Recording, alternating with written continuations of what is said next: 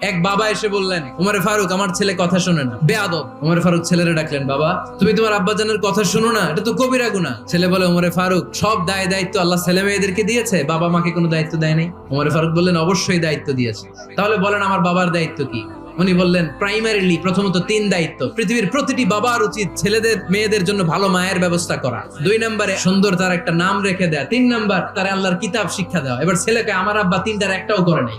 এবার ওমরে ফারুক রেগে গেলেন, বাবার কাঁধে ধরলেন। ছেলে বলে, আমিরুল মুমিনিন, আমার মা নর্তকী, আমার মা মাজুসি, আমার মায়ের মধ্যে কোনো আদব কাদব নাই, সুন্দরী দেখে আমার মারে বাবা বিয়ে করছে, আমার মায়ের কাছ থেকে জীবনে কিছু শিখি নাই। 2 নাম্বার সাম্মানি খানফাসা, আমার বাবা আমার নাম রেখেছে চামচিকা।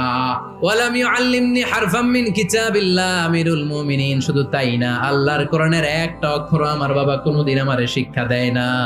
ওমর ফারুক রেগে গেলেন, এবার বাপের কান্দে দইরা মারতে শুরু করলেন। তুই ফুলার নামে